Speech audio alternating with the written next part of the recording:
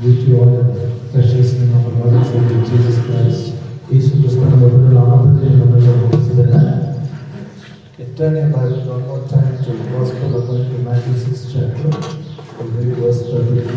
ಮತ್ತಾಯನ ಬರೆದ ಸುವಾರ್ತೆ 6ನೇ ಅಧ್ಯಾಯ 33ನೇ ವಚನಕ್ಕೆ ನಿಮ್ಮ ಬೈಬಲ್ ಅನ್ನು ತೆರೆದಿಸಿದರೆ, But seek ye first the kingdom of God and His righteousness, and all these things shall be added unto you. ಹೀಗಿರುವುದರಿಂದ ನೀವು ಮೊದಲು ದೇವರ ರಾಜ್ಯಕ್ಕಾಗಿಯೂ ನೀತಿಗಾಗಿಯೂ ತವಕ ಪಡೆಯಿರಿ, ಇವುಗಳು ಕೂಡ ಅವೆಲ್ಲವೂ ನಿಮಗೆ ದೊರಕುವು. Jesus is addressing to the people who belong to the covenant. ಯೇಸು ಕ್ರಿಸ್ತನು ಯಾರೆಲ್ಲ ಜನರು ಒಡಂಬಡಿಕೆಗೆ ಸಂಬಂಧಿತರಾಗಿದ್ದಾರೋ ಅವರಿಗೆ ನೋಡಿ ಆತನು ಹೇಳ್ತಾ ಇದ್ದಾನೆ. They were worried what to eat, what to wear, what to drink. ಏನ್ ಊಟ ಮಾಡಬೇಕು, ಏನ್ ಧರಿಸ್ಕೊಳ್ಬೇಕು, ಏನ್ ಕುಡಿಯಬೇಕು ಎಂಬುದರ ಬಗ್ಗೆ ಅವರು ಚಿಂತೆ ಮಾಡ್ತಾ ಇದ್ರು. ಅವರ ಒಂದು ಬೇಡಿಕೆ ಕುರಿತಾಗಿ ಅವರು ಚಿಂತೆ ಮಾಡ್ತಾ ಇದ್ರು. ಯೇಸು ಕ್ರಿಸ್ತನು ಹೇಳ್ತಾನೆ, ನಿನಗೆ ಬೇಡಿಕೆ ಇರುವ ವಿಷಯಗಳಿಗಾಗಿ ನೀನು ಚಿಂತೆ ಮಾಡಬೇಡ. All these things your heavenly Father knows it. ಈ ಎಲ್ಲ ವಿಷಯಗಳಿಗಾಗಿ ನಿನ್ನ ಪರಲೋಕದ ತಂದೆಗೆ ಗೊತ್ತುಂಟು.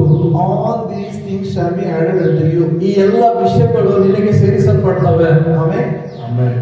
Saying is all these things shall be added unto me.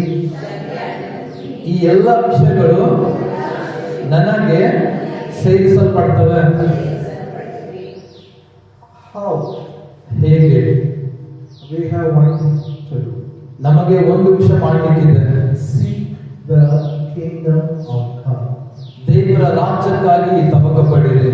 Meaning is, ಅದರ ಅರ್ಥ ಏನಂದ್ರೆ, when we accept Jesus, King comes in our heart. ಯಾವಾಗ ನಾವು ಯೇಸುವನ್ನು ಅಂಗೀಕರಿಸಿಕೊಳ್ಳುತ್ತೇವೋ ಆವಾಗ ರಾಜನು ನಮ್ಮ ಹೃದಯಕ್ಕೆ ಬರ್ತಾನೆ.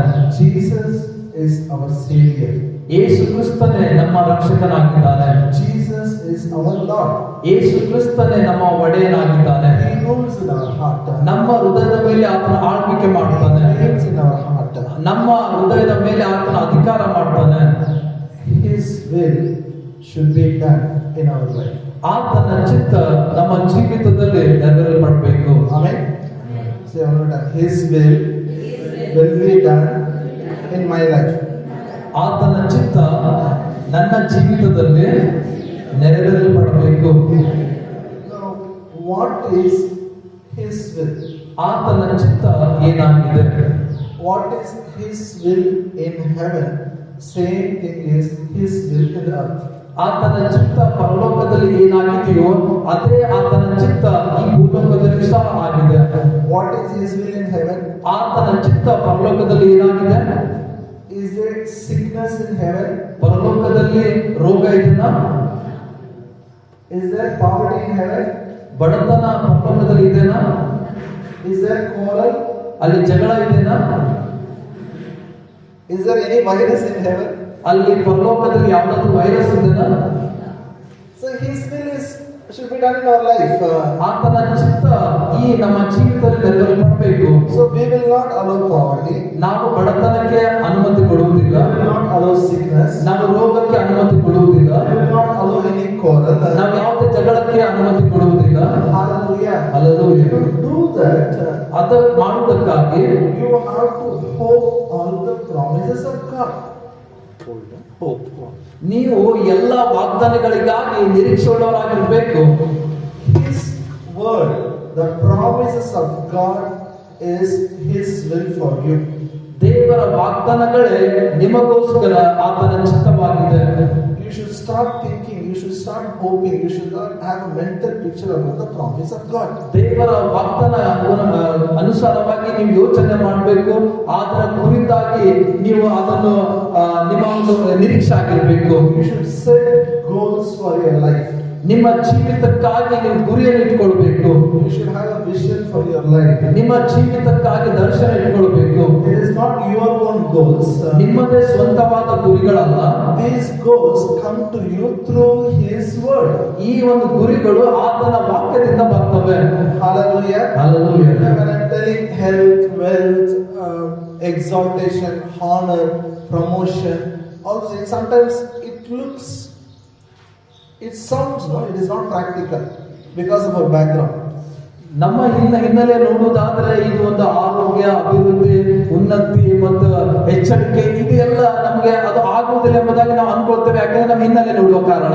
The Bible says you are at the top, not at the bottom. Bible ಹೇಳ್ತದೆ ನೀನು ಮೇಲಾಗಿರ್ತೀಯ, ಕೆಳಗೆ ಅಲ್ಲ ಎಂಬುದಾಗಿ. Say this, I am at the top, not at the bottom. ನಾನು ಮೇಲಾಗಿದ್ದೇನೆ, ಕೆಳಗೆ ಅಲ್ಲ. Very simple. ಬಹಳ ಸುಲಭ. In Gulbarga, if you are at the top, not at the bottom, means what? ಗುಲ್ಬರ್ಗಾದಲ್ಲಿ ನೀವು ಮೇಲಾಗಿದ್ದೀರಿ, ಕೆಳಗಿಲ್ಲ ಅಂತ ಅನ್ನೋದಾದ್ರೆ ಅದರ ಅರ್ಥ ಏನು? Yes? Yeah, we are God's children. ನಾವು ದೇವರು. God's children will be at top, or what it means? Top, bottom means? Okay, in India, you are top. You are at the top means what? Bharat ದೇಶದಲ್ಲಿ ನೀವು ಉನ್ನತವಾಗಿದ್ದೀರಿ, ಅದರ ಮೇಲಾಗಿದ್ದೀರಿ ಅಂದ್ರೆ ಅರ್ಥ ಏನು? Who is the top 10 people in India? Top 10 rich people in India. Who is this? Bharat ದೇಶದಲ್ಲಿ ಶ್ರೀಮಂತ 10 ವ್ಯಕ್ತಿಗಳಲ್ಲಿ ಯಾರಿದ್ದಾರೆ ಅವರು? Some names you tell, no? ಕೆಲವೊಂದು ಹೆಸರು ನೀವು ಹೇಳ್ಬೋದಲ್ಲ? Do you believe your name will come one day there? ನೀವು ನಂಬ್ತೀರಾ ಒಂದು ದಿವಸ ನಿಮ್ಮ ಹೆಸರು ಅದರ ಆ ಪಟ್ಟಿಯಲ್ಲಿ ಬರ್ತದೆ ಎಂಬುದಾಗಿ? Yes, no, yes, no. No, brother, I struggle because our background is not there. You know, our father is not so rich.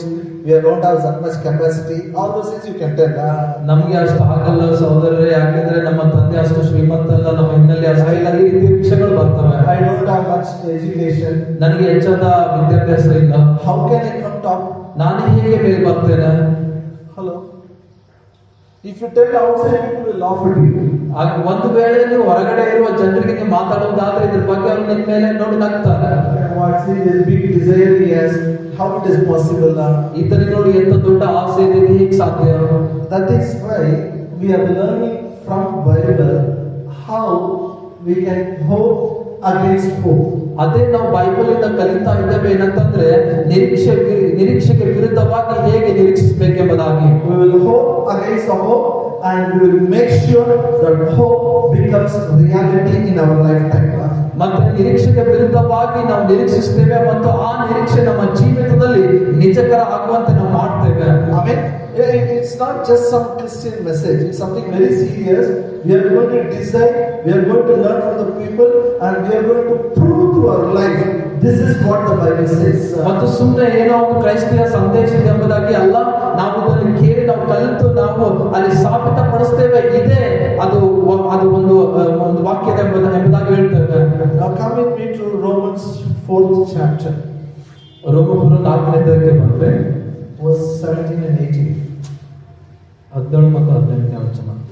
As it is written, I have made thee a father of many nations, before him whom he believed, even God who quickened the dead, calleth those things which be not as though they were, who against hope believed in hope that he might become the father of many nations, according to that which was spoken, so shall thy seed be. ನಾನು ನಿನ್ನನ್ನು ಅನೇಕ ಜನಾಂಗಗಳಿಗೆ ಮೂಲಪಿತೃವಾಗಿ ನೇಮಿಸಿದ್ದೇನೆಂದು ಶಾಸ್ತ್ರದಲ್ಲಿ ಬರೆದಿರುವ ಪ್ರಕಾರ ಅಬ್ರಾಮನು ನಮ್ಮೆಲ್ಲರಿಗೂ ದೇವರ ಸನ್ನಿಧಿಯಲ್ಲಿ ಮೂಲಪಿತೃವಾಗಿದ್ದಾನೆ. ದೇವರು ಸತ್ತವರನ್ನು ಬದುಕಿಸುವನಾಗಿಯೂ ಇಲ್ಲದನ್ನು ಇರುವುದಾಗಿಯೂ ಕರೆಯುವನಾಗಿಯೂ ಇದ್ದಾನೆಂದು ಅಬ್ರಾಮನು ನಂಬಿದನು. ನಿನ್ನ ಸಂತಾನವು ನಕ್ಷತ್ರಗಳಷ್ಟಾಗುವುದು ಎಂಬುದಾಗಿ ತನಗೆ ಹೇಳಲ್ಪಟ್ಟ ಮಾತು ನೆರವೇರುವುದಕ್ಕೆ ಮಾರ್ಗ ತೋರದೆ ಇರುವುದರಿಂದ ಅಬ್ರಾಮನು ತಾನು ಅನೇಕ ಜನಾಂಗಗಳಿಗೆ ಮೂಲಪಿತೃ ನಾಗುವನೆಂಬ ನಿರೀಕ್ಷೆಗೆ ಆಸ್ಪದವಿಲ್ಲದಿರುವಾಗಲೂ ನಿರೀಕ್ಷಿಸಿ ನಂಬಿದ್ದನು. Romans 4:17-18. I never get tired of preaching. ಮತ್ತು ಈ ರೋಮಪುರ 4ನೇ ಅಧ್ಯಾಯ 17ನೇ ಮತ್ತು 18ನೇ ವಚನ ಇದು ಪ್ರಸಂಗ ಮಾಡುವುದರಲ್ಲಿ ನಾನು ಯಾವತ್ತೂ ಆಯಾಸಗೊಳ್ಳುವುದಿಲ್ಲ. This gives me more excitement. Every time when I preach, it gives me more excitement. ಯಾಕಂದ್ರೆ ಯಾವಾಗ ಇದ್ರ ಬಗ್ಗೆ ನಾನು ಮಾತನಾಡ್ತೇನೋ ಆವಾಗ ನಾನು ಬಹಳ ಉತ್ತೇಜನ ಕೊಡ್ತದೆ. This shows us two things. ಇದು ಎರಡು ವಿಷಯಗಳನ್ನು ತೋರಿಸುತ್ತದೆ. Abraham's faith and Abraham's hope. ಅಬ್ರಾಮನ ನಂಬಿಕೆ ಮತ್ತೆ ಅಬ್ರಾಮನ ನಿರೀಕ್ಷೆ. Abraham is called father of many nations. ಅಬ್ರಾಮನು ಅನೇಕ ಜನಾಂಗಗಳ ಪಿತೃ ಎಂಬುದಾಗಿ ಕರೆಯಲ್ಪಟ್ಟನು. He is a father of faith. ಆತನು ನಂಬಿಕೆಯ ತಂದೆ. From whom did Abraham learn faith? ಮತ್ತು ಅಬ್ರಹಾಮನು ಯಾರಿಂದ ನಂಬಿಕೆಯನ್ನು ಕಲಿತನು? He didn't have a Bible. ಆತನಿಗೆ ಬೈಬಲ್ ಇರಲಿಲ್ಲ. He didn't have any church. ಆತನಿಗೆ ಯಾವುದೇ ಸಭೆ ಇರಲಿಲ್ಲ. He learned faith from God. ಆತನು ನಂಬಿಕೆಯನ್ನು ದೇವರಿಂದಲೇ ಕಲಿತನು. God called him out. ದೇವರು ಆತನಿಗೆ ಹೊರಗಡೆ ಕರೀತಾನೆ. He is new to God. He doesn't know God much. ಆತನಿಗೆ ಹೆಚ್ಚಾಗಿ ದೇವರ ಬಗ್ಗೆ ಗೊತ್ತಿರಲಿಲ್ಲ, ಹೊಸದಾಗಿದ್ದನು. He was observing how God talks. ಆತನು ದೇವರು ಮಾತಾಡುವುದನ್ನು ಆತನ ಗಮನ ಹರಿಸ್ತಾ ಇದ್ದನು. The same way he started talking. ಅದೇ ರೀತಿಯಾಗಿ ಆತನು ಮಾತಾಡಲಿಕ್ಕೆ ಪ್ರಾರಂಭಿಸಿದ. This man was 99 years old. ಈ ವ್ಯಕ್ತಿ 99 ವರ್ಷದವನಾಗಿದ್ದನು. His wife was 89 years old. ಆತನ ಹೆಂಡತಿ 89 ವರ್ಷದವಳಾಗಿದ್ದಳು. Hallelujah. 90 old people, 99, 89. 99 ವರ್ಷದವನು ಮತ್ತು 89 ಸ್ತ್ರೀ. No child. ಮಗು ಇಲ್ಲ. Bible says he was as good as dead. Bible ಹೇಳ್ತದೆ ಆತನ ಸತ್ತವನಾಗಿ ಇದ್ದನೆಂಬುದಾಗಿ. And his wife who was dead. ಆತನ ಹೆಂಡತಿಯ ಗರ್ಭ ಸತ್ತು ಹೋಗಿತ್ತು. Now he is observing how father is talking. ಈಗ ಆತನು ತಂದೆ ಹೇಗೆ ಮಾತಾಡ್ತಾ ಇದ್ದಾನೆ ಅದನ್ನು ಗಮನ ಹರಿಸ್ತಾ ಇದ್ದನು. God is telling Abraham, you are the father of many nations. Sarah, you are the mother of many nations. God is renaming them. ದೇವರು ಆತನಿಗೆ ಇನ್ನೊಂದು ಹೆಸರು ಇಡ್ತಾ ಇದ್ದ, ಅಬ್ರಾಮನೇ ನಿನ್ನ ಅನೇಕ ದೇಶಗಳ ತಂದೆ, ಸಾರಳೆ ನಿನ್ನ ಅನೇಕ ದೇಶಗಳ ತಾಯಿ ಎಂಬುದಾಗಿ. The man who doesn't have one child is now God is calling, you are a father of many nations. ಯಾವ ವ್ಯಕ್ತಿಗೆ ಒಂದು ಮಗು ಕೂಡ ಇರಲಿಲ್ಲ, ದೇವರು ತಾನೇ ಹೇಳ್ತಾ ಇದ್ದಾನೆ ಆ ವ್ಯಕ್ತಿಗೆ ನೀನು ಅನೇಕ ಜನಾಂಗಗಳ ತಂದೆ ಎಂಬುದಾಗಿ. This is called faith language. ಇದು ನಂಬಿಕೆ ಭಾಷೆ ಎಂಬುದಾಗಿ ಕರೆಯಲ್ಪಡುತ್ತದೆ. What is a faith language? ನಂಬಿಕೆ ಭಾಷೆ. What is faith language? ನಂಬಿಕೆ ಭಾಷೆ ಏನಾಗಿದೆ? Call those things which be not as though they were. ಯಾವ ವಿಷಯಗಳು ಇಲ್ಲವೋ ಅವು ಇದ್ದ ಹಾಗೆ ಕರೆಯುವುದಾಗಿದೆ. Say English. Call those things which be not as though they are. ಇಲ್ಲದನ್ನು ಇರುವುದಾಗಿಯೋ ಕರೆಯುವನಾಗಿಯೋ ಇದ್ದಾನೆ. That is ಕರಿಬೇಕು. Okay, for example. ಉದಾಹರಣೆಗಾಗಿ Is there flooring done here? ಇಲ್ಲಿ ಫ್ಲೋರಿಂಗ್ ಆಗಿದೆ, ನಮ್ಮ ಮೇಲೆ Any tiles here? ಏನಾದ್ರು ಟೈಲ್ಸ್ ಹಾಕಿದಾರ ಮೇಲೆ? I am calling tiles in Jesus' name.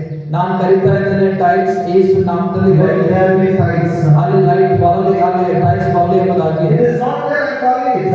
ಅಲ್ಲಿ ಇಲ್ಲ, ಆದ್ರೆ ನಾನು ಕರೀತಾ ಇದ್ದೇನೆ. Let there be compound wall. ನಾನು ಅಲ್ಲಿ ಹೇಳ್ತೇನೆ ಕಾಂಪೌಂಡ್ ವಾಲ್ ಬರಲಿ ಎಂಬುದಾಗಿ. Is there compound wall? ಅಲ್ಲಿ ಕಾಂಪೌಂಡ್ ವಾಲ್ ಇದೆಯಾ? But I am saying let there be compound wall. ನಾನು ಹೇಳ್ತಾ ಇದ್ದೇನೆ ಅಲ್ಲಿ ಕಾಂಪೌಂಡ್ ವಾಲ್ ಬರಲಿ ಎಂಬುದಾಗಿ. A normal person when he looks at me he laughs. ಯಾವನು ಸಾಮಾನ್ಯ ವ್ಯಕ್ತಿ ನನ್ನ ನೋಡುವುದಾದ್ರೆ ನನ್ನ ಮೇಲೆ ಆತ ನಗಾಡ್ತಾನೆ. Yes or no? ಹೌದಾ ಇಲ್ವಾ? But this is faith language. ಆದ್ರೆ ಇದೇ ನಂಬಿಕೆ ಭಾಷೆ ಆಗಿದೆ. Who cares about people? ಜನರ ಕುರಿತಾಗಿ ಯಾರು ಚಿಂತೆ ಮಾಡ್ತಾರೆ? What is not existing we'll call as if it is existing. ಯಾವುದನ್ನು ಕಾಣ್ತಾ ಇಲ್ಲವೋ ಅದು ನಾವು ಕಾಣುವ ಹಾಗೆ ಮಾತನಾಡ್ತೇವೆ. They call each themselves father, mother, father, mother. People laugh at them. ಅವರು ಒಬ್ಬರಿಗೊಬ್ಬರು ತಂದೆ ಮತ್ತು ತಾಯಿ ಎಂಬುದಾಗಿ ಕರೆಯಲ್ಪಡುವಾಗ ಜನರನ್ನು ನೋಡಿ ಅವರ ಮೇಲೆ ನಗಾಡ್ತಾ ಇದ್ರು. Hallelujah. Hallelujah. That verse 18 says, 18ನೇ ವಚನದಲ್ಲಿ ಹೇಳ್ತದೆ, against hope he believed in hope. ಅವರು ನಿರೀಕ್ಷೆಗೆ ವಿರುದ್ಧವಾಗಿ ನಿರೀಕ್ಷಿಸಿ ನಂಬಿದರು ಎಂಬುದಾಗಿ. Hallelujah. Hallelujah. Say this. Against hope, believe in hope. ನಿರೀಕ್ಷೆಗೆ ವಿರುದ್ಧವಾಗಿ ನಿರೀಕ್ಷಿಸಿ ನಂಬಿದರು.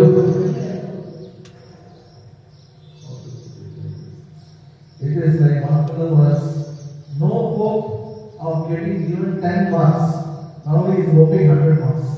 ಅದು ಹೇಳ್ಬೇಕಂದ್ರೆ ಒಬ್ಬ ವ್ಯಕ್ತಿಗೆ 10 ಅಂಕಗಳು ಕೂಡ ಪಡೆದುಕೊಳ್ಳೋಕೆ ಆತನಿಗೆ ಯೋಗ್ಯತೆ ಇಲ್ಲ, ಆದ್ರೆ ಆತನಿಗೆ ಈಗ 100 ಅಂಕಗಳು ಆತನಿಗೆ 100 ಮಾರ್ಕ್ಗಳು ಬರ್ತವೆ ಎಂಬುದಾಗಿ. ಯಾರು ಗೊತ್ತಿಲ್ಲ ಅವ್ರ ಮಾರ್ಕ್ಸ್ ಗೊತ್ತಾಗ 10 ಮಾರ್ಕ್ಸ್ ಸಿಗಲ್ಲ ಅವನಿಗೆ. Doubt whether I will cross 0 is a doubt, but now he is hoping 100, hoping against hope. ಆತನಿಗೆ ಅಲ್ಲಿ 10 ಮಾರ್ಕ್ಸ್ಗಳು ಕೂಡ ಬರ್ತಾವೆ, ಯೋಗ್ಯತೆ ಅಂತನಿಗಿಲ್ಲ, ಆದ್ರೂ ಕೂಡ ಆತನಿಗೆ ನಿರೀಕ್ಷೆಗೆ ವಿರುದ್ಧವಾಗಿ ನಿರೀಕ್ಷಿಸ್ತಾ ನಂಬ್ತಾ ಇದ್ದಾನೆ. How it is possible? ಇದು ಹೇಗೆ ಸಾಧ್ಯ? normal, because he is old. According to doctors, according to all the science, he cannot have a child. ಎಲ್ಲ ಒಂದು ವಿಜ್ಞಾನದ ಮೂಲಕ ನೋಡುವುದಾದ್ರೆ, ಎಲ್ಲ ಒಂದು ವೈದ್ಯರ ಮೂಲಕ, ಡಾಕ್ಟರ್ಸ್ ಮೂಲಕ ನೋಡುವುದಾದ್ರೆ ಅಲ್ಲಿ ಯಾವುದೇ ನಿರೀಕ್ಷೆನೇ ಇಲ್ಲ. He can't have a child. ಆತನಿಗೆ ಮಗುನೇ ಆಗಲ್ಲ, Not possible. ಅಲ್ಲಿ ಸಾಧ್ಯತೆ ಇಲ್ಲ. But God is telling him, ಆದ್ರೆ ದೇವರು ಆತನಿಗೆ ಹೇಳ್ತಾ ಇದ್ದಾನೆ, come, count the stars. ದೇವರು ಆತನಿಗೆ ಹೇಳ್ತಾ ಇದ್ದಾನೆ, ಬಾಬಾ ಇಲ್ಲಿ ನೋಡು, ಆ ನಕ್ಷತ್ರಗಳನ್ನು ಎಣಿಸಕ್ಕೆ Can you count it? ನೀನು ಅದನ್ನ ಲೆಕ್ಕಿಸಬಹುದಾ? So shall thy seed be. ನಿನ್ನ ಸಂತಾನವು ಅದರಂತೆ ಇರುತ್ತದೆ. Say English. So shall thy seed be. ನಿನ್ನ ಸಂತಾನವು ಅದರಂತೆಯೇ ಇರುತ್ತದೆ. In English only 5 words. English ನಲ್ಲಿ ಬರೀ 5 ಪದಗಳಿದ್ದಾವೆ. Tell. ನಿನ್ನ ಸಂತಾನವು ಅದರಂತೆ ಇರುತ್ತದೆ. Only 4 words. Hallelujah. This 5 words, there is no hope, complete hopelessness. 5 words from God gave him hope against hope. ಯಾವುದೇ ನಿರೀಕ್ಷೆನೇ ಇಲ್ಲ, ದೇವರಿಂದ 5 ಪದಗಳು ಅಲ್ಲಿ ನಿರೀಕ್ಷೆ ತರುವಂತದ್ದಾಯಿತು.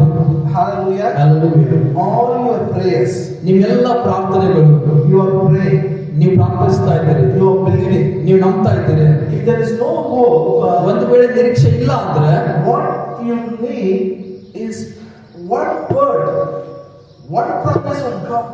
If you get it, even if it doesn't not there, you don't bother. God said it, I will hope against hope. You will say, yeah. ಯಾವಾಗ ನೀವು ದೇವರಿಂದ ಒಂದು ಮಾತು, ಒಂದು ವಾಕ್ಯದ ವಾಗ್ದಾನ ನಿಮಗೆ ಬರುವುದಾದ್ರೆ, ನೀವು ತೆಗೆದುಕೊಳ್ಳುವುದಾದ್ರೆ, ಆವಾಗ ನೀವು ನಿರೀಕ್ಷೆಗೆ ವಿರುದ್ಧವಾಗಿ ನೀವು ನಿರೀಕ್ಷಿಸ್ತೀರಿ. Amen. Now come with me to Hebrews 6th chapter. ಇಬ್ರಿಯ 6ನೇ ಅಧ್ಯಾಯಕ್ಕೆ Bible. This is very important.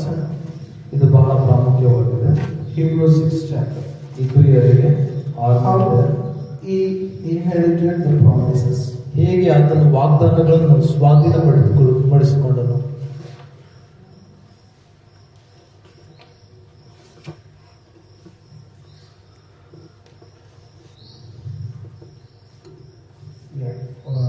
Verse 50. 15ನೇ ವಚನ, So verse 12, verse 12. 12ನೇ ವಚನ.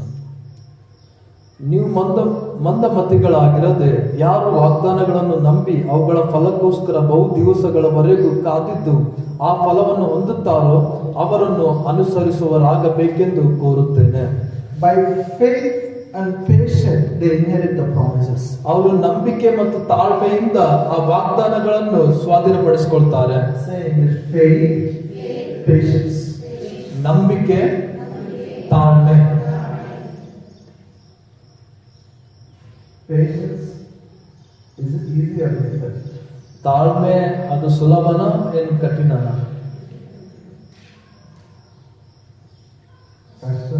Easier.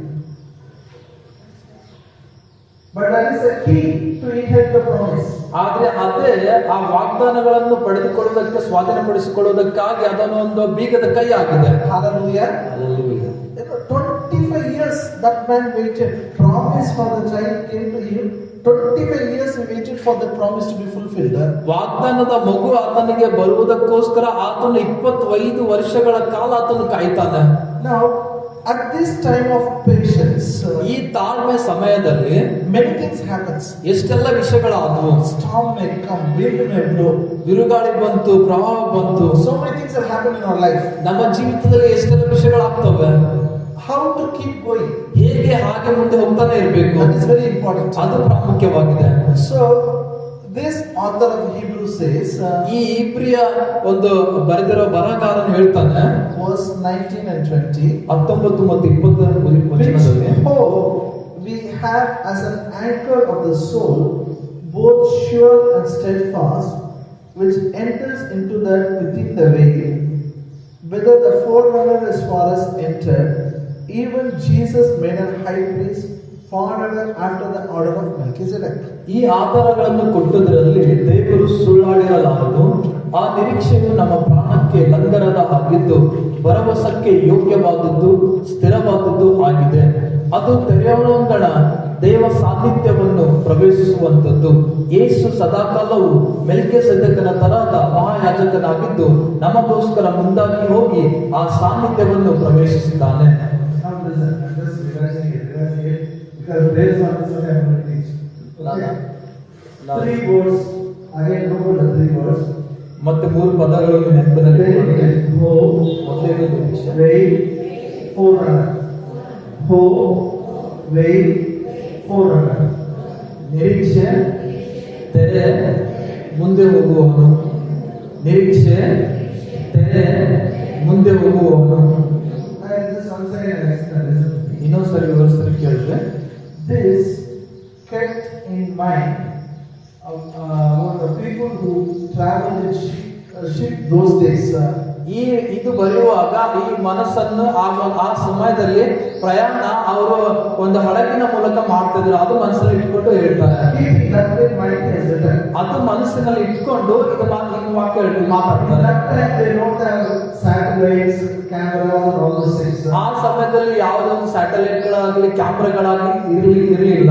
When they go in a ship, they may hit the rock, shipwreck will happen, people may die, all those things will happen.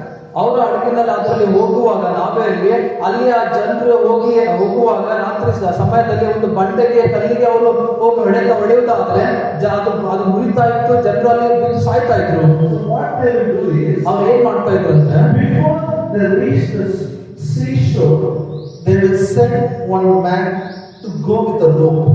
ಅವರ ಸಮುದ್ರ ತೀರಕ್ಕೆ ತಲುಪುವ ಮುಂಚೆ ಅವ್ರು ಏನ್ ಮಾಡ್ತಾರೆ ಅಂದ್ರೆ ಒಬ್ಬ ವ್ಯಕ್ತಿಗೆ ಅದರ ಮುಂದಾಗಿ ಕಳಿಸ್ತಾ ಇದ್ರು. He is called forerunner. ಆತನಿಗೆ ಮುಂದೆ ಹೋಗುವನೆಂಬುದಾಗಿ ಹೇಳ್ತಾರೆ. He will tie the rope to the ship. ಅವರು ಆ ಒಂದು ಹಡಗಿಗೆ ಒಂದು ಹಗ್ಗವನ್ನು ಕಟ್ತಾರೆ. One end will be tied. ಒಂದು ಕೊನೆಗೆ ಅವ್ರು ಕಟ್ತಾರೆ. Other end he will carry it and swim in water. ಮತ್ತು ಇನ್ನೊಂದು ಕೊನೆ ಆತನ ತೆಗೆದುಕೊಂಡು ಆತನ ಅಲ್ಲಿ ಈಜಾಡ್ತಾನೆ. He will go and check where there are rocks, where is the safe place. How the ship can sail safely to the shore. ಅಲ್ಲಿ ಹೋಗಿ ಆತನ ಈಜಾಡ್ತಾ ನೋಡ್ತಾನೆ ಯಾವ್ದು ಸುರಕ್ಷಿತವಾದ ಸ್ಥಳ ಇದೆ, ಈ ಹಡಗು ಅಲ್ಲಿ ಬಂದು ನಿಂತುಕೊಳ್ಳುವುದಕ್ಕಾಗಿ ಎಂಬುದಾಗಿ. After reaching the seashore, he will tie the rope to one rock. ಮತ್ತು ಆತನ ಸಮುದ್ರ ತೀರಕ್ಕೆ ತಲುಪಿದಾಗ ಆತನ ಆ ಒಂದು ಬಂಡೆಗೆ ಆ ಒಂದು ಹಗ್ಗವನ್ನು ಕಟ್ಬಿಡ್ತಾನೆ. When he jumps, they will see after some time cloud will just cover him. He will go out of the sight. ಅದರ ಮೇಲೆ ಆ ನೀರಿನಲ್ಲಿ ಜಿಗಿದಾಗ ಆತನ ಮುಂದೆ ಹೋದಾಗ ಅಲ್ಲಿ ಒಂದು ಮೋಡ ತರ ಬರ್ತದೆ. ಆತನಲ್ಲಿ ಅಲ್ಲಿ ಕಾಣುವುದೇ ಇಲ್ಲ. They can't see. ಆತನಿಗೆ ಆಗುವುದೇ ಇಲ್ಲ. But they can see rope. He is pulling it. ಆದ್ರೆ ಅವರು ಇದು ಹಗ್ಗ ನೋಡಬಹುದು, ಯಾಕಂದ್ರೆ ಹಗ್ಗ ಹಾಗೆ ಮುಂದೆ ಹೋಗ್ತಾ ಇರ್ತದೆ. After he tied the rope to the rock, he will give a jerk for the ship. He will just pull it. ಆತನು ಆ ಒಂದು ಬಂಡೆಗೆ ಹೋಗಿ ಆತನು ಆ ಒಂದು ಹಗ್ಗ ಕಟ್ಟಿದಾಗ ಆ ಹಗ್ಗಕ್ಕೆ ಒಂದು ಜಟ್ಟಿ ಕೊಡ್ತಾನೆ. ಅವಾಗ ಗೊತ್ತಾಗ್ತದೆ ಆತನು ಅಲ್ಲಿ ಕಟ್ಟಿದ್ದಾನೆ ಸುರಕ್ಷಿತ. Now we all are safe. ಅವಾಗ ಅವರೆಲ್ಲ ಅನ್ಕೊಳ್ತಾರೆ ಅಂದ್ರೆ ನಾವೆಲ್ಲರೂ ಸುರಕ್ಷಿತರಾಗಿದ್ದೇವೆ. Another 10-15 people will get up. ಮತ್ತೆ 10-15 ಜನ ಕೆಳಗಿಳಿತಾರೆ. They all will go and they'll swim and they'll be nearer to the rope itself. ಅವರೆಲ್ಲರೂ ಹೋಗಿ ಆ ಒಂದು ಈಜಾಡ್ತಾ ಆ ಒಂದು ತೀರಕ್ಕೆ ಬರ್ತಾರೆ. ಅವ್ರ ಹಗ್ಗದ ತೀರಕ್ಕೆ Everyone will be around the rope. ಎಲ್ಲರೂ ಕೂಡ ಆ ಹಗ್ಗದ ಅಕ್ಕಪಕ್ಕದಲ್ಲೇ ಇರ್ತಾರೆ. Then the ship will go to the seashore. ಆವಾಗ ಆ ಒಂದು ಹಡಗ ಒಂದು ನದಿ ತೀರ ಒಂದು ಸಮುದ್ರ ತೀರದಲ್ಲಿ ನಿಂತ್ಕೊಳ್ತದೆ. Jesus is my forerunner. ಯೇಸು ಕ್ರಿಸ್ತನು ನನ್ನಗೋಸ್ಕರ ಮುಂದೆ ಹೋಗುವನಾಗಿದ್ದಾನೆ. He is your forerunner. ಆತನು ನಿಮಗೋಸ್ಕರ ಮುಂದೆ ಹೋಗಿದ್ದಾನೆ. The hope, according to this verse, what you get from God, the promise of God is an anchor of your soul. ಯಾವುದು ನಿರೀಕ್ಷೆ ನೀವು ದೇವರ ವಾಗ್ದಾನದಿಂದ ಹೊಂದಿಕೊಳ್ತೀರೋ ಅದು ನಿಮ್ಮ ಪ್ರಾಣಕ್ಕೆ ಲಂಗರದ ಹಾಗೆ. Faith in what you have in you is God kind of faith. That faith is a supernatural faith. ಯಾವ ನಂಬಿಕೆ ನನ್ನಲ್ಲಿ ಇದೆಯೋ ಅದು ಅನೈಸರ್ಗಿಕವಾದ ನಂಬಿಕೆ, ಅದು ದೇವರ ನಂಬಿಕೆ ಆಗಿದೆ. But the mind only goes here and there. ಆದ್ರೆ ಮನಸ್ಸು ಮಾತ್ರ ಆ ಕಡೆ ಈ ಕಡೆ ಹೋಗ್ತದೆ. Yes or no? ಹೌದಾ ಇಲ್ವಾ? Yes or no? ಹೌದಾ ಇಲ್ವಾ? God says no evil will come near to you. ದೇವರು ಹೇಳ್ತಾನೆ ಯಾವುದೇ ಒಂದು ಕೆಟ್ಟದ್ದು ನಿನ್ನ ಬಿಡಾರಕ್ಕೆ ಬರುವುದಿಲ್ಲ ಎಂಬುದಾಗಿ. Strong faith. ಬಲವಾದ ನಂಬಿಕೆ. 10 people come and tell, 10 ಜನ ಬಂದು ಹೇಳ್ತಾರೆ, ಗೊತ್ತಾ ಅವನು ಕರೋನಾ ಬಂದು ನೋಡ ಅಂದ್ರೆ ಹೋಗೋದು ಬೇಡ. What mind will tell? ಅವ್ರು ಆ ರೀತಿ ಹೇಳಿದಾಗ ಮನಸ್ಸು ಏನ್ ಹೇಳ್ತದೆ? ಹೋಗಬೇಕಂತ ಮಗು ಬೇಡ ಅನ್ಸ್ತ ಹೋಗಿದ ನಿನಗೂ ಬರುವುದು ನೋಡಿದ್ರೆ ಈಗ ಬೇಡ ನಾವು ಹೋಗೋದು. ಫಿಯರ್, ಅಲ್ಲಿ ಭಯ ಬರ್ತದೆ. the soul needs anchor. ಈ ಪ್ರಾಣಕ್ಕೆ ಅಲ್ಲಿ ಲಂಗರ ಬೇಕು. The promise of God is an anchor for your soul. ನಿಮ್ಮ ಪ್ರಾಣಕ್ಕೆ ದೇವರ ವಾಗ್ದಾನಗಳು ಲಂಗರದ ಹಾಗೆ. The cloud signifies a veil. ಆ ಒಂದು ಮೋಡ ಅದೊಂದು ತೆರೆಗೆ ಸೂಚನೆ ಆಗ್ತದೆ. The veil is torn. ಆ ಒಂದು ತೆರೆ ಅಲ್ಲಿ ಹರಿದಾಕಲ್ಪಟ್ಟಿದೆ. Jesus finished the race. Now he is seated on the throne of God on behalf of you and me. ಈಗ ಯೇಸು ಕ್ರಿಸ್ತನು ಓಟವನ್ನು ಮುಗಿಸಿ ಆತನು ನಿನಗೋಸ್ಕರ ನಿನ್ನ ಪರವಾಗಿ ನನ್ನ ಪರವಾಗಿ ದೇವರ ಬಲಪಾರ್ಶ್ವದಲ್ಲಿ ಕೂತ್ಕೊಂಡಿದ್ದಾನೆ. He is our high priest. ಆತನೇ ನಮ್ಮ ಮಹಾಯಾಜಕನಾಗಿದ್ದಾನೆ. Say this, my Jesus is my high priest. My Jesus is interceding for me. My Jesus wants all the promises to be fulfilled in my life. ನನ್ನ ಯೇಸು ನನ್ನ ಮಹಾಯಾಜಕನಾಗಿದ್ದಾನೆ. ನನ್ನ ಯೇಸು ನನಗೋಸ್ಕರ ಮನವಿ ಮಾಡುವನಾಗಿದ್ದಾನೆ. ನನ್ನ ಯೇಸು ನನ್ನ ಎಲ್ಲ ವಾಗ್ದಾನಗಳು ನೆರವೇರುವಂತೆ ಮಾಡುವನಾಗಿದ್ದಾನೆ. Now keep this in mind. ಇದು ಮನಸ್ಸಿನಲ್ಲಿ ಇಟ್ಕೊಳ್ರಿ. Even if you don't have hope, you can hope. ಒಂದು ವೇಳೆ ನಿರೀಕ್ಷೆ ಇಲ್ಲದಿದ್ರೂ ಕೂಡ ನೀವು ನಿರೀಕ್ಷಿಸ್ರಿ. Why? ಯಾಕೆ? Jesus is your forerunner. ಯಾಕೆಂದ್ರೆ ನಿಮಗೋಸ್ಕರ ಯೇಸು ತಾನೇ ಮುಂದೆ ಹೋಗಿದ್ದಾನೆ. He is praying for you. ಆತ ನಿಮಗೋಸ್ಕರ ಪ್ರಾರ್ಥಿಸ್ತಾ ಇದ್ದಾನೆ. His prayer will never fail. ಆತನ ಪ್ರಾರ್ಥನೆ ಎಂದೂ ಕೂಡ ಬಿಟ್ಟು ಹೋಗಿಲ್ಲ. He needs your mind cooperation. ಆತನಿಗೆ ನಿಮ್ಮ ಮನಸ್ಸಿನ ಸಹಕರಿಸುವಿಕೆ ಬೇಕು. If you say, I quit, it is not possible, even he can't do anything. ಒಂದು ವೇಳೆ ನೀನು ಹೇಳುವುದಾದ್ರೆ ನನಗೆ ಆಗಲ್ಲ, ನಾನು ಬಿಟ್ಟು ಬಿಡ್ತೇನೆ ಎಂಬುದಾಗಿ ಹೇಳುವಾಗ ಆತನಿಂದ ಏನ್ ಮಾಡಕ್ಕಾಗಲ್ಲ. Now come with me to 1 Peter 1st chapter. ಮೊದಲನೇ ಪೇತ್ರ ಮೊದಲನೇ ಅಧ್ಯಾಯಕ್ಕೆ ನೀವು ಬಂದ್ರೆ 1 Peter 1st chapter, ಮೊದಲನೇ ಪೇತ್ರ ಮೊದಲನೇ ಅಧ್ಯಾಯ verse 8. 8ನೇ ವಚನ. Whom having not seen you love, in whom thou now you see not, yet believing you rejoice with joy unspeakable and full of glory. ನೀವು ಆತನನ್ನು ಕಣ್ಣಾರೆ ನೋಡಲಿಲ್ಲವಾದರೂ ಆತನನ್ನು ಪ್ರೀತಿಸುತ್ತೀರಿ. ನೀವು ಈಗ ಆತನನ್ನು ಕಾಣದಿದ್ದರೂ ಆತನಲ್ಲಿ ನಂಬಿಕೆ ಇಟ್ಟು ನಿಮ್ಮ ನಂಬಿಕೆಯ ಅಂತ್ಯ ಫಲವಾಗಿರುವ ಆತ್ಮ ರಕ್ಷಣೆಯನ್ನು ಹೊಂದಿದವರಾಗಿ ಹೇಳಲ್ಪಡ ಶಕ್ತವಾದಂತ ಪ್ರಭಾವವುಳ್ಳ ಸಂತೋಷದಿಂದ ಹರ್ಷಿಸುತ್ತೀರಿ. Okay, I think 8 and 9 together it is. No problem. Huh? Hallelujah.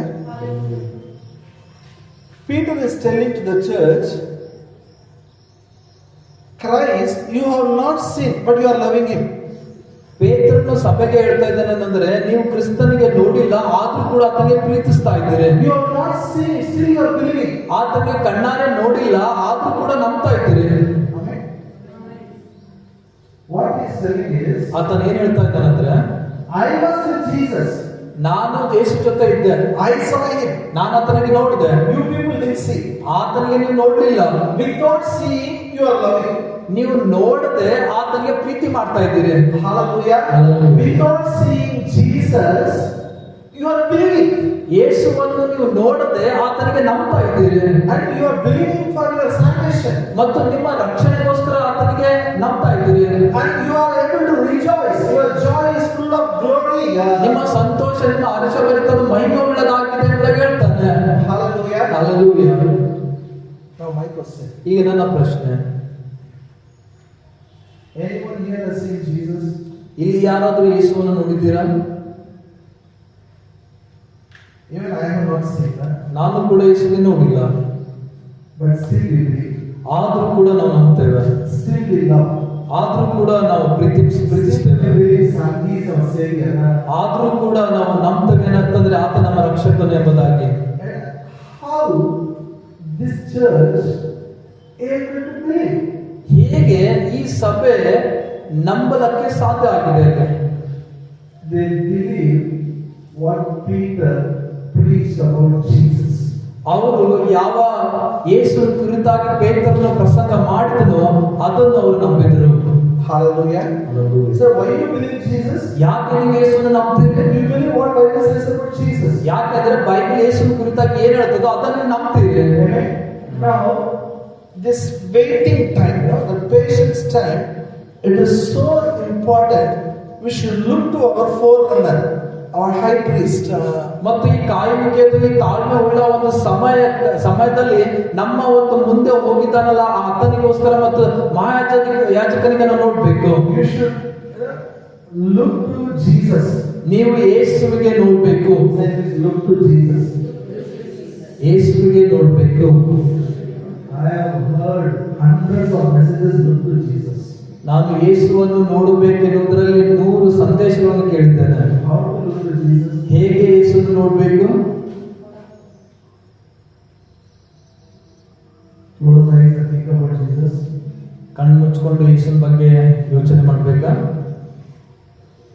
Look means look what the Bible says about him. Find out. That is, let the mental picture about what the Bible says about him should be in your mind. ಮತ್ತು ನೋಡು ಎಂಬುದಾಗಿ ಹೇಳುವಾಗ ಯೇಸುವಿನ ಕುರಿತಾಗಿ ನಿನ್ನಲ್ಲಿ Bible ಏನು ಹೇಳ್ತದೋ ಅದು ನಿನ್ನ ಮಾನಸಿಕ ಚಿತ್ರಣ ಆಗಿರಬೇಕು. Matthew, Mark, Luke, John talks about how Jesus lived. ಮತ್ತಾಯ, ಮಾರ್ಕ ಮತ್ತು ಲೂಕನು ಯಾವನು ಹೇಗೆ ಯೇಸು ಕ್ರಿಸ್ತನ ಜೀವಿಸಿದನು ಎಂಬುದರ ಕುರಿತಾಗಿ ಮಾತನಾಡುತ್ತದೆ. And those who were with Jesus that time, how they would have remembered Jesus. ಮತ್ತು ಆ ಸಮಯದಲ್ಲಿ ಯೇಸುವಿನ ಒಟ್ಟಿಗೆ ಇದ್ದಿರುವ ಜನರು ಆತನಿಗೆ ಹೇಗೆ ನೆನಪಿಸಿಕೊಳ್ಳುತ್ತಾರೆ? They remember that man, tall, he had a beard, he cried out, all those things they remember. ಆ ವ್ಯಕ್ತಿ ಎತ್ತರ ಗಾತ್ರದವನು ಮತ್ತು ಗಡ್ಡಗಳಿದ್ದು ಈ ರೀತಿ ಎಲ್ಲ ಅವರೇ ನೋಡ್ತಾರೆ, ಹೇಳ್ತಾರೆ. Yes or no? ಹೌದಾ ಇಲ್ವಾ? Even Matthew, Mark, Luke, John talks about that, how he did, what he did, how he prayed, how he did healing ministry, how he gave food, how he died, everything is there. ಮತ್ತು ಇವರು ಕೂಡ ಹಾಗೆ ಹೇಳ್ತಾರೆ. ಮತ್ತನ್ನು mark ಆತನ ಹೇಗೆ ಜೀವಿಸಿದಾಗ, ಆತನ ಹೇಗೆ ಪ್ರಾರ್ಥನೆ ಮಾಡ್ದ, ಆತ ಹೇಗೆ ಸ್ವಸ್ಥತೆ ಪ್ರಾರ್ಥನೆ ಮಾಡ್ದ, ಹೇಗೆ ಸ್ವಸ್ಥತೆ ಒಂದು ಸೇವೆಗಳನ್ನು ಮಾಡ್ದ, ಇದರ ಕುರಿತಾಗೆಲ್ಲ ಮಾತಾಡ್ತಾರೆ. Turn your Bible to Matthew 27. ಮತ್ತಾಯನ ಸುವಾರ್ತೆ 27ನೇ ಅಧ್ಯಾಯಕ್ಕೆ ಬೇಗ Verse 45. 45 ವಚನ 27-45 ಮತ್ತಾಯ. Now, from the 6th hour, there was a darkness over all the land until the 9th hour. ಮಧ್ಯಾಹ್ನ 12 ಗಂಟೆಯಿಂದ 3 ಗಂಟೆಯವರೆಗೆ ಆ ದೇಶದ ಮೇಲೆಲ್ಲ ಕತ್ತಲೆ ಕವಿಯಿತು. Very important scripture in the Bible, okay? Bible ನಲ್ಲಿ ಬಹಳ ಪ್ರಾಮುಖ್ಯವಾದ ಒಂದು ವಾಕ್ಯ ಇದಾಗಿದೆ. When he was hanging on the cross, ಆತನ ಶಿಲುಬೆ ಮೇಲೆ ನೇತಾಡುವಾಗ 3 hours was total darkness. 3 ಗಂಟೆಗಳ ಕಾಲ ಸಂಪೂರ್ಣವಾಗಿ ಕತ್ತಲೆ ಕವಿದಿತ್ತು. Say total darkness. ಸಂಪೂರ್ಣವಾಗಿ ಕತ್ತಲೆ ಆಗಿತ್ತು. What happened during darkness? ಆ ಕತ್ತಲೆ ಸಮಯದಲ್ಲಿ ಏನಾಯಿತು? All those who are standing there, they don't know. ಅಲ್ಲೆಲ್ಲ ನಿಂತ್ಕೊಂಡವರು ಅವ್ರಿಗೆ ಗೊತ್ತಾಗ್ಲಿಲ್ಲ ಏನಾಯ್ತು ಅಂತ. There is one book, What Happened During Darkness. Very nice book it is. ಒಂದು ಪುಸ್ತಕ ಇದೆ, ಆ ಒಂದು ಕತ್ತಲೆ ಸಮಯದಲ್ಲಿ ಏನೆಲ್ಲ ಆಯ್ತು ಎಂಬುದಾಗಿ. Whatever they didn't see with the physical eyes, through the revelation of the Holy Spirit, it is written. ಮತ್ತು ಏನೆಲ್ಲ ಆ ಸ್ಥಳದಲ್ಲಿ ಅವರು ನೋಡಲ್ಪಟ್ಟರು, ಆ ಸ್ಥಳದಲ್ಲಿ ಆ ಪ್ರಕಟಣದಿಂದ ಅದು ಅಲ್ಲಿ ಬರೆಯಲ್ಪಟ್ಟಿದೆ. And after this darkness, ಈ ಕತ್ತಲೆ ಆದ್ಮೇಲೆ whatever is written, ಅಲ್ಲ ಆಮೇಲೆ ಏನೆಲ್ಲ ಬರೆಯಲ್ಪಟ್ಟಿದೆಯೋ it's a revelation what Jesus accomplished on the cross. ಅದು ಏನು ಯೇಸು ಸ್ವಾಮಿ ಶಿಲ್ಬೆ ಮೇಲೆ ಕ್ರೂಜೆ ಮೇಲೆ ಕಾರ್ಯಗಳನ್ನು ಮುಗಿಸಿದಾನೋ ಅದರ ಕುರಿತಾಗಿ ಪ್ರಕಟಣೆ ಇದೆ. Hallelujah. Hallelujah. Romans, Corinthians, Peter, Paul, John, all those people are writing those things which people have not seen with their eyes. ಮತ್ತು ಈ ರೋಮಪುರ, ಈ ಒಂದು ಪೇತ್ರ, ಯಾಕೋ ಈ ಕಡೆ ಎಲ್ಲ ಯಾವ ಜನರು ಕಣ್ಣಿನಿಂದ ನೋಡಿಲ್ಲ ಆ ವಿಷಯಗಳು ಅವ್ರು ಬರಿತಾ ಇದ್ದಾರೆ ಅಲ್ಲಿ. Hallelujah. Hallelujah. So when I say look to Jesus, you should look to the word of God, what is known, what is not known. That comes by the help of the Holy Spirit. ನೀವು ಯೇಸು ಕಡೆಗೆ ನೋಡೆಂಬುದಾಗಿ ಹೇಳುವಾಗ ಯಾವುದು ನಿಮಗೆ ಗೊತ್ತಿಲ್ವೋ, ಯಾವುದು ನಿಮಗೆ ಗೊತ್ತಿದೆಯೋ ಅದು ಪವಿತ್ರಾತ್ಮನ ಮೂಲಕ ಬರ್ತದೆ. For example, ಉದಾಹರಣೆಗಾಗಿ how do you see the movie Passion for Christ? ಎಷ್ಟು ಜನ ಅವನ ಚಿತ್ರ ನೋಡಿದ್ರಿ ಫ್ಯಾಷನ್ ಫಾರ್ ಕ್ರೈಸ್ಟ್ ಎಂಬುದಾಗಿ ಆ ಒಂದು ಮೂವಿ? ಕರುಣಾಮಯರು, ಅದು Telugu Kannada It talks about how Jesus died on the cross. Oh, good movie. I'm not saying it. ಅದು ಒಳ್ಳೆ ಒಂದು ಚಿತ್ರ ಆಗಿದೆ. ಅದು ಹೇಳ್ತದೆ ಯೇಸು ಕ್ರಿಸ್ತನ ಹೇಗೆ ಶಿಲುಬೆ ಮೇಲೆ ಸತ್ತನು ಎಂಬುದಾಗಿ. That is everybody has seen it. ಅದು ಎಲ್ಲರೂ ಕೂಡ ನೋಡಿದ್ದಾರೆ. Last Good Friday, somebody came to me. Same thing we want to do. I said, enough. So many years we have seen it. ಕಳೆದ ಒಂದು ಶುಭ ಶುಕ್ರವಾರಲ್ಲೇ ಜನ ಬಂದು ಹೇಳ್ತಾ ಇದ್ದಾರೆ ಏನಂದ್ರೆ ನಾವು ಅದು ಮಾಡೋಣ ಎಂಬುದಾಗಿ. ನಾನಂದ್ರೆ ಸಾಕು, ಇದನ್ನು ನೋಡಿ ನಮ್ಗೆ ಸಾಕಾಗಿದೆ. So many years we have seen how Jesus died. That is not important now. ಎಷ್ಟು ವರ್ಷ ನಾವು ನೋಡಿದ್ದೇವೆ ಯೇಸು ಕ್ರಿಸ್ತನ ಹೇಗೆ ಸತ್ತನು ಎಂಬುದಾಗಿ. ಅದು ಸಾಕಾಗಿದೆ. What is needed is a revelation. What Jesus accomplished on the cross. ಶಿಲುಬೆ ಮೇಲೆ ಏನು ಯೇಸು ಕ್ರಿಸ್ತನ ಮಾಡಿದನೋ ಅದರ ಪ್ರಕಟಣೆ ಈಗ ಬೇಕಾಗಿದೆ. Hallelujah. Hallelujah. That is not there in the 7 words and dying all this. You know, it comes afterwards. ಆ 7 ಮಾತುಗಳಲ್ಲಿ ಅದರಲ್ಲಿ ಅದು ಬರೋದಿಲ್ಲ, ಅದು ಆಮೇಲೆ ಬರ್ತದೆ. Now keep in mind, ಅದು ನಿಮ್ಮ ಮನಸ್ಸಿನಲ್ಲಿ we ಇಟ್ಕೊಳ್ಳಿ. should have a picture, a correct picture about Jesus. ಸರಿಯಾದ ಚಿತ್ರಣ ಯೇಸುವಿನ ಕುರಿತಾಗಿ ನಿಮ್ಮ ಮನಸ್ಸಿನಲ್ಲಿ ಇಟ್ಕೊಳ್ಬೇಕು. Not sufferings. ಆ ಬಾಧೆ ಪಡುವುದಲ್ಲ, The victorious Jesus. ಜಯಶಾಲಿಯಾದ Yesu. How did Jesus defeated the Satan on the cross? ಹೇಗೆ ಯೇಸು ಕ್ರಿಸ್ತನು ಶಿಲುಬೆ ಮೇಲೆ ಸೈತಾನನನ್ನು ಸೋಲಿಸಿದನು. Okay, I have 2 examples. ನನಗೆ 2 ಉದಾಹರಣೆಗಳಿವೆ. One example I'll share today. ಒಂದು ಉದಾಹರಣೆ ಇವತ್ತು If we have ಹಂಚಿಕೊಳ್ತೇನೆ. wrong picture, what happens to us? ಒಂದು ವೇಳೆ ನಮಗೆ ತಪ್ಪಾದ ಚಿತ್ರ ಇರುವುದಾದರೆ ಏನಾಗ್ತದೆ? Or when we get this wrong picture. ಮತ್ತೆ ಯಾವಾಗ ಈ ತಪ್ಪಾದ ಚಿತ್ರ ನಮ್ಮೊಳಗಡೆ ಬರ್ತದೆ? Turn your Bible to 1 Kings 19th chapter. ಮೊದಲನೇ ಅರಸುಗಳು 9ನೇ ಅಧ್ಯಾಯ 19ನೇ ಅಧ್ಯಾಯ ಮೊದಲನೇ ಅರಸುಗಳು. We'll read verse 1 to 3. 1, 2, 3. ಒಂದನೇ ಅರಸುಗಳು 1, 2, 3. ಎಲೀಯನು ಎಲ್ಲ ಪ್ರವಾದಿಗಳನ್ನು ಕತ್ತಿಯಿಂದ ಸಂಹರಿಸಿದ್ದನ್ನು ಅವನು ಮಾಡಿದ ಬೇರೆ ಎಲ್ಲ ಕಾರ್ಯಗಳನ್ನು ಅಹಾಬನು ಇಜೆಬೆಲಳಿಗೆ ತಿಳಿಸಿದಾಗ ಆಕೆಯು ಎಲೀಯನ ಬಳಿಗೆ ದೂತರನ್ನು ಕಳುಹಿಸಿ ಅವನಿಗೆ, ನೀನು ಪ್ರವಾದಿಗಳ ಪ್ರಾಣವನ್ನು ತೆಗೆದಂತೆ ನಾಳೆಷ್ಟು ಹೊತ್ತಿಗೆ ನಾನು ನಿನ್ನ ಪ್ರಾಣವನ್ನು ತೆಗೆಯದೆ ಹೋದರೆ ದೇವತೆಗಳು ನನಗೆ ಬೇಕಾದನ್ನು ಮಾಡಲಿ ಎಂದು ಹೇಳಿ ಕಳುಹಿಸಿದಳು. ಅವನು ಇದನ್ನು ಕೇಳಿದೊಡನೆ ತನ್ನ ಪ್ರಾಣ ರಕ್ಷಣೆಗಾಗಿ ಅಲ್ಲಿಂದ ಹೊರಟು ಯೆಹೂದದ ಬೇರ್ಷೆಬಕ್ಕೆ ಬಂದು ಅಲ್ಲಿ ತನ್ನ ಸೇವಕನನ್ನು ಬಿಟ್ಟನು. ನನ್ನನ್ನು ಕೇಳಿದ್ರೆ Very important. You have to know. ನನಗೆ ನಿಮ್ಮ ಗಮನ ಬೇಕು, ಬಹಳ ಪ್ರಾಮುಖ್ಯವಾದ. Sometimes it happens to us also. ಕೆಲವೊಂದು ಸಾರಿ ಇದು ನಮಗೂ ಕೂಡ ಆಗ್ತದೆ. Who is this Elijah? ಈ ಎಲಿಯನು ಯಾರಾಗಿದ್ದಾನೆ? Mighty man of God.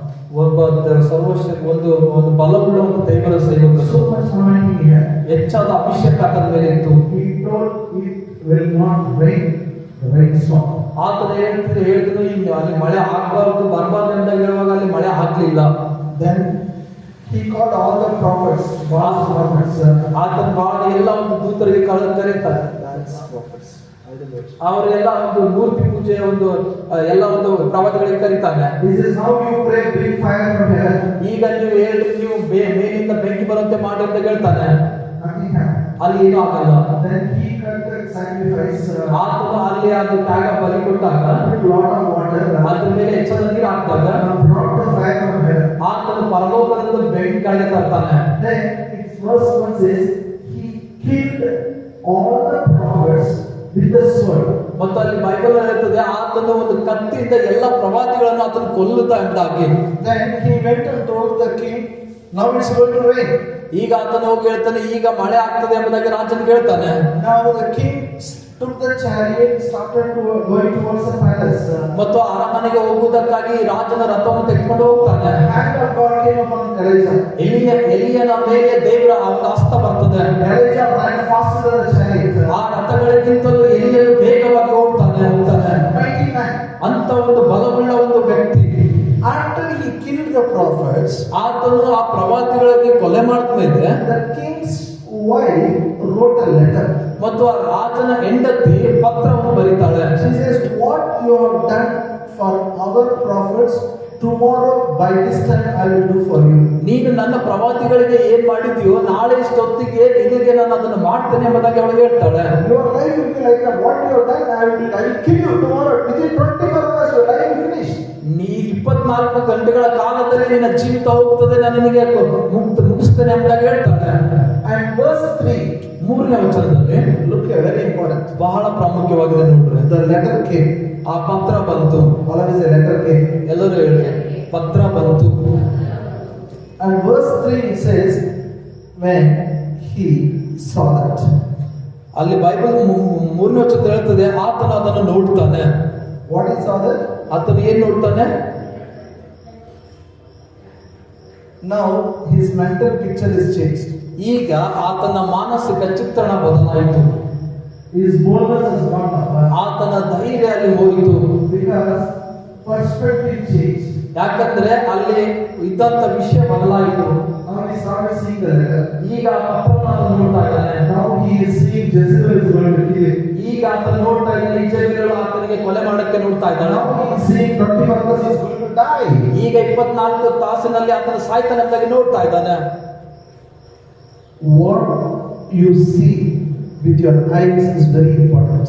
ನಿನ್ನ ಕಣ್ಣಿನಿಂದ ನೀನು ಏನ್ ನೋಡ್ತೀಯೋ ಅದು ಬಹಳ ಪ್ರಾಮುಖ್ಯವಾಗಿರ್ತದೆ. What happened? ಏನಾಯ್ತು? Then he told his servant, you stay here, don't come with me. ಆತನ ಸೇವಕರಿಗೆ ಹೇಳ್ತಾನೆ ನೀವು ಬರಬೇಡ್ರಿ ಇಲ್ಲೇ ಇರ್ರಿ ಎಂಬುದಾಗಿ ಹೇಳ್ತಾನೆ. Now I don't need staff. ಈಗ ನನಗೆ ಯಾವುದೇ ನನಗೆ ಬೇಕಾಗಿಲ್ಲ ಸಹಾಯಕರಿಂದ ಹೇಳ್ತಾನೆ. I don't need anybody to work with me. ನನ್ನ ಜೊತೆಗೆ ಕೆಲಸ ಮಾಡೋದಕ್ಕಾಗಿ ನನಗೆ ಯಾರು ಬೇಕಾಗಿಲ್ಲ. I am closing my office. ನನ್ನ ಕಚೇರಿ ನಾನು ಮುಚ್ತಾ ಇದ್ದೇನೆ. Because I am going to die. ಯಾಕಂದ್ರೆ ನಾನು ಸಾಯಲಿಕ್ಕೆ ಹೋಗ್ತಾ ಇದ್ದೇನೆ. Are you with me? ನೊಟ್ಟಿಗಿದ್ದೀರಾ? You know when it started? ನಿಮ್ಗೆ ಗೊತ್ತಾ ಎಲ್ಲಿಂದ ಪ್ರಾರಂಭವಾಯಿತು? When he saw the letter. ಯಾವಾಗ ಆತನ ಪತ್ರ ನೋಡ್ತಾನೋ ಆವಾಗ. When he saw the letter. ಯಾವಾಗ ಪತ್ರ ನೋಡ್ತಾನೋ ಆವಾಗಲೇ. Then verse 4, this is very important. ಈಗ 4ನೇ ವಚನ. But he also went a day's journey in the wilderness and came and sat down under a juniper tree. He requested for himself that he might die and say, it is enough. Now, O Lord, take away my life, for I am not better than my fathers. ತರುವಾಯ ತನ್ನೊಬ್ಬನಾಗಿ ಅರಣ್ಯದೊಳಗೆ ಒಂದು ದಿವಸದ ಪ್ರಯಾಣದಷ್ಟು ದೂರ ಹೋಗಿ ಒಂದು ಜಾಲಿ ಗಿಡದ ಕೆಳಗೆ ಕೂತ್ಕೊಂಡು ಮರಣವನ್ನು ಅಪೇಕ್ಷಿಸಿದನು. ಅವನು ಯೆಹೋವನೇ, ನನಗೆ ಸಾಕಾಯಿತು, ನನ್ನ ಪ್ರಾಣವನ್ನು ತೆಗೆದು ಬಿಡು, ನಾನು ನನ್ನ ಪಿತೃಗಳಿಗಿಂತ ಉತ್ತಮನಲ್ಲ ಎಂದು ದೇವರನ್ನು ಪ್ರಾರ್ಥಿಸಿ ಅದೇ ಗಿಡದ ಕೆಳಗೆ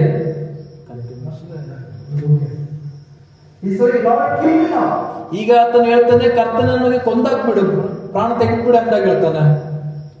Hello. This is also like a suicide only, Christian suicide. ಇದು ಒಂದು ಆತ್ಮಹತ್ಯೆ, ಇದು ಒಂದು ಕ್ರೈಸ್ತಿ ಆತ್ಮಹತ್ಯೆ. He doesn't want to die, he wants God to kill him. ಆತನು ಸಾಯಲಿಕ್ಕೆ ಇಷ್ಟ ಇಲ್ಲ ಆತನಿಗೆ, ಆತನ ದೇವರೇ ಆತನಿಗೆ ಸಾಯಿಸಬೇಕೆಂಬುದಾಗಿ ಆತನು ಹೇಳ್ತಾನೆ. Why? ಯಾಕೆ? One lady wrote one letter.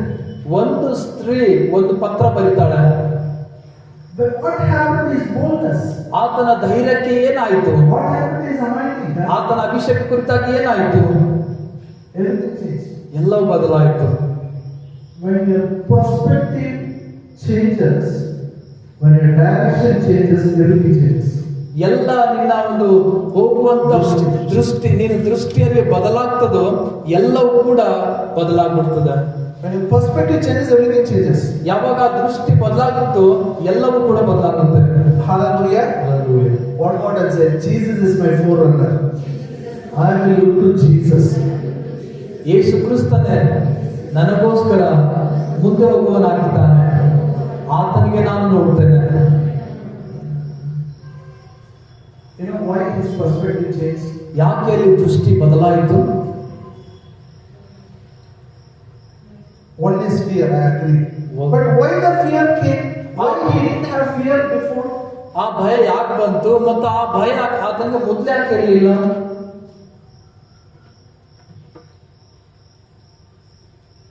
If he is a fearful person, first is going to have fear. That here he had all the boldness in the world to challenge the 450 prophets, 850 prophets, kill 450 prophets. What happened to the courage? ಮತ್ತು ಆತನ ಆ ಭಯಭರಿತ ವ್ಯಕ್ತಿ ಆಗಿರುವುದಾದ್ರೆ ಅಲ್ಲಿ ಎಲ್ಲ ಅಷ್ಟೆಲ್ಲ 850 ಜನರಿಗೆ ಕೊಂದಾಕೋದು ಮತ್ತು ಅಷ್ಟೆಲ್ಲ ಜನರಿಗೆ ಅಲ್ಲಿ ಅವರ ಎದುರುಗಡೆ ಹಾಕೊಳ್ಳುವಂಥದ್ದು ಆ ಧೈರ್ಯಕ್ಕೆ ಏನಾಯಿತು? Come with me. ನನ್ನೊಟ್ಟಿಗೆ ಬಂದು The 4th chapter, 4ನೇ ಅಧ್ಯಾಯ, the last part of the scripture, he says, it is enough. Now, O Lord, take away my life, for I am not better than my fathers. ಅದೇ ಅಧ್ಯಾಯದಲ್ಲಿ 19ನೇ ಅಧ್ಯಾಯದಲ್ಲಿ 4ನೇ ವಚನ ಕೊನೆ ಭಾಗದಲ್ಲಿ ಇರ್ತದೆ. ಆತನು ಹೇಳ್ತಾನೆ ಅಲ್ಲಿ It's enough, Lord. Now take away my life. ಯೆಹೋವನೇ, ನನಗೆ ಸಾಕಾಯಿತು, ನನ್ನ ಪ್ರಾಣವನ್ನು ತೆಗೆದು ಬಿಡು, ನಾನು ನನ್ನ ಪಿತೃಗಳಿಗಿಂತ ಉತ್ತಮನಲ್ಲ. ಸಾಕು. Now look here. Can you say in Kannada? I need your attention. That's it. ಕನ್ನಡದಲ್ಲಿ ನನ್ನಿಂದ ಹೇಳ್ರಿ. ಅವನು, ಯೆಹೋವನೇ, ನನಗೆ ಸಾಕಾಯಿತು, ನನ್ನ ಪ್ರಾಣವನ್ನು ತೆಗೆದು ಬಿಡು, ನಾನು ನನ್ನ ಪಿತೃಗಳಿಗಿಂತ ಉತ್ತಮನಲ್ಲ.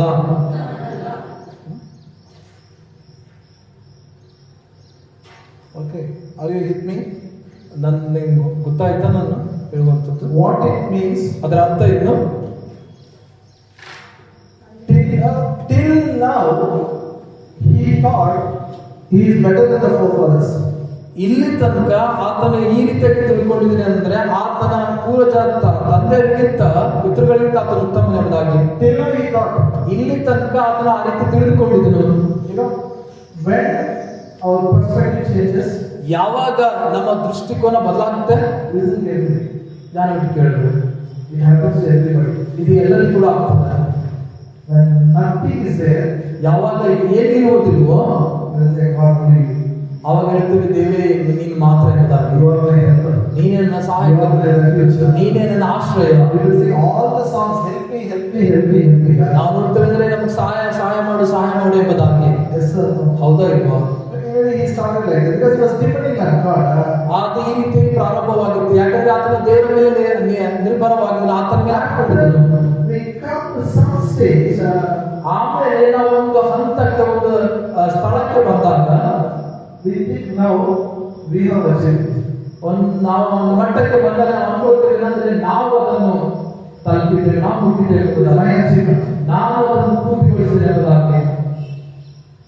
Now he is comparing himself with the queen. ಈಗ ಅವನು ತನ್ನ ಸ್ವಂತಾಗಿ ಆತನ ಆ ರಾಣಿಗೆ ಹೋಲಿಕೆ ಮಾಡ್ತಾ He ಇದ್ದಾನೆ. is comparing himself with queen. ಆತನಿಗೆ ತಾನಾಗಿಯೇ ಆತನ ಆ ರಾಣಿಗೆ ಹೋಲಿಸ್ತಾ When ಇದ್ದಾನೆ. he compared God with king was looking small. ಯಾವಾಗ ಆತನ್ನು ನೋಡ್ತಾಗ ಆ ಒಂದು ದೃಷ್ಟಿಯಲ್ಲಿ, ಆದ್ರೆ ಆ ದೃಷ್ಟಿಯಲ್ಲಿ ಆ ರಾಜನು ಚಿಕ್ಕನಾಗಿ ಕಾಣ್ತಾನೆ. First he compared the problem with God. ಮೊದಲನೇದಾಗಿ ಆ ಸಮಸ್ಯೆ ದೇವರ ಹೋಲಿಕೆಗೆ ಆತನು ಹೋಲಿಸ್ತಾನೆ. That time problem was small. ಆ ಸಮಯದಲ್ಲಿ ಆ ಸಮಸ್ಯೆ ಚಿಕ್ಕದಾಗಿತ್ತು. He compared the king with God. ಆತನು ಮತ್ತೆ ದೇವರು ಮತ್ತು ಆಕೆ ರಾಜನೊಟ್ಟಿಗೆ ಆತನು ಹೋಲಿಸ್ತಾನೆ. King looks very small. King was not looking dangerous. ಆ ಸಮಯದಲ್ಲಿ ಆ ರಾಜನು ಹೆಚ್ಚಾಗಿ ಕಾಣ್ತಾ ಇರಲಿಲ್ಲ, ಆತನು ಚಿಕ್ಕವನಾಗಿ ಕಾಣ್ತಾ ಇದ್ನು. Hallelujah. Hallelujah. So he was depending on God. He knows God will help him. God will help him to challenge. God will stop the rain.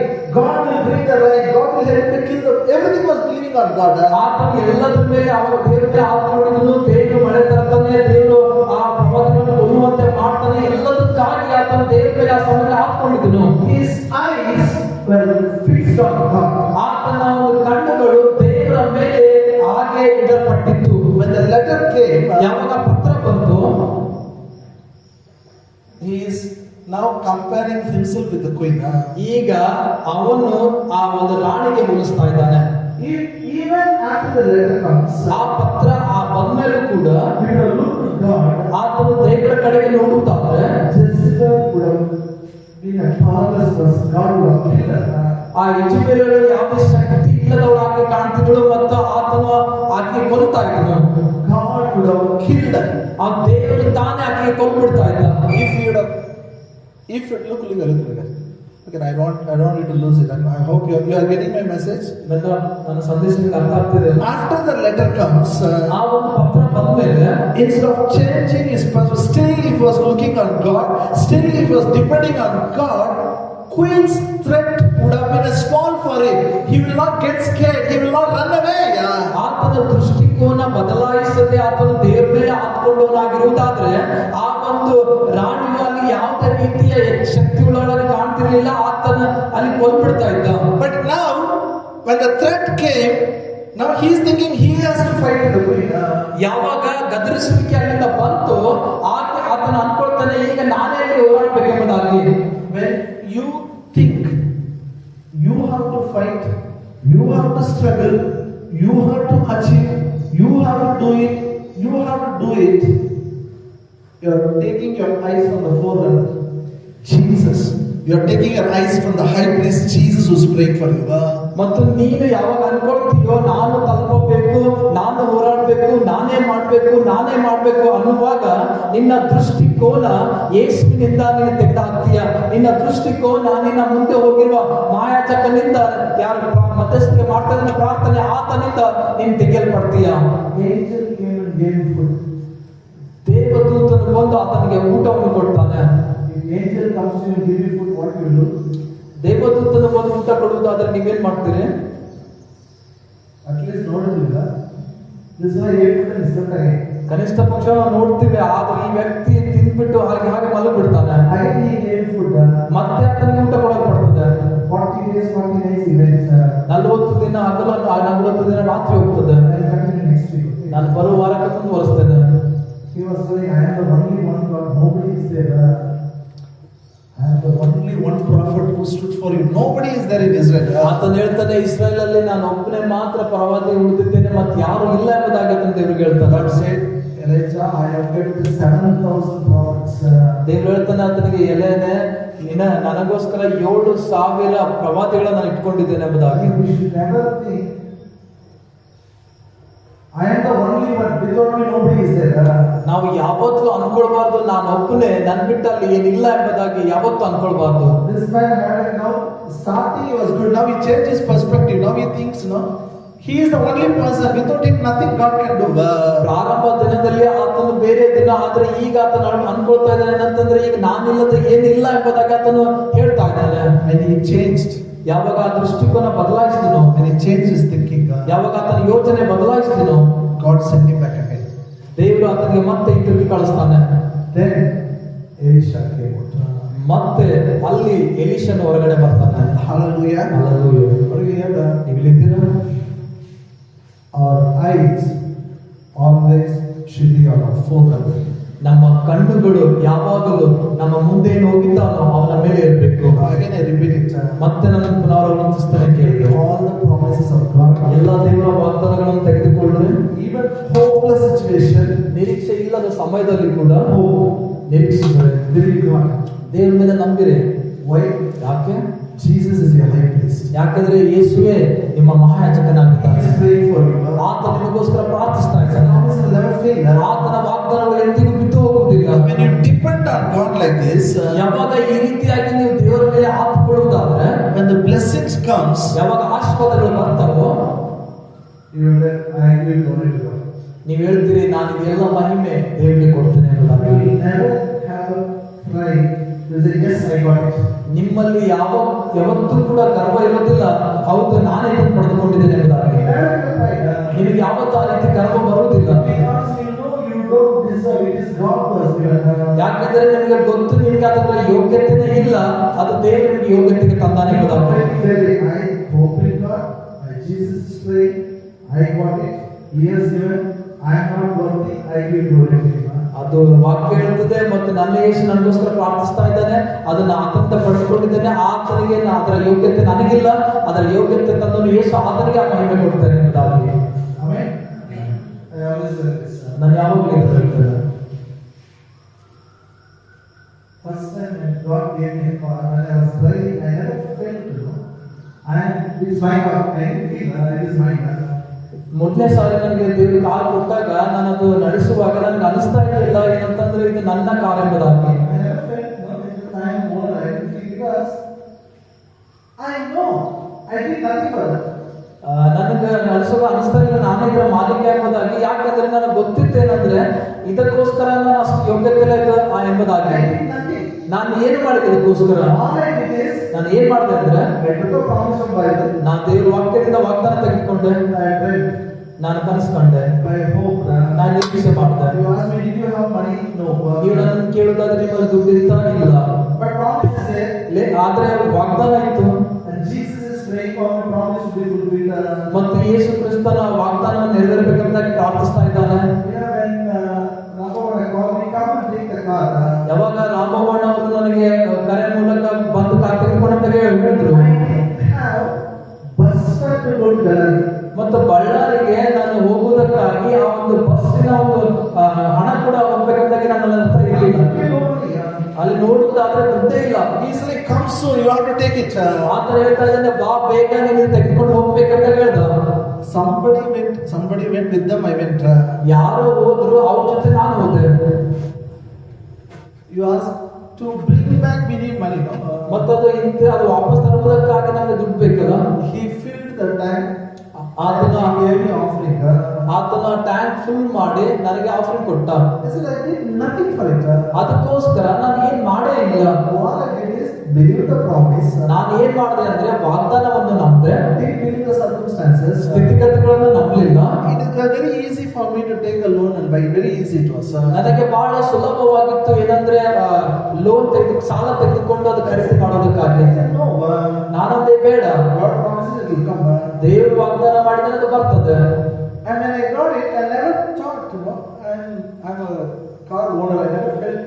ಯಾವಾಗ ಅದು ನನಗೆ ಸಿಕ್ತು ಅವಾಗ ನನಗೆ ಈ ರೀತಿ ಅನಿಸಲಿಲ್ಲ, ಈ ಕಾರದ ಮಾಲೀಕರು ನಾನೇ ಎಂಬುದಾಗಿ. And everybody will ask me, then I realized, okay, they are talking about me only.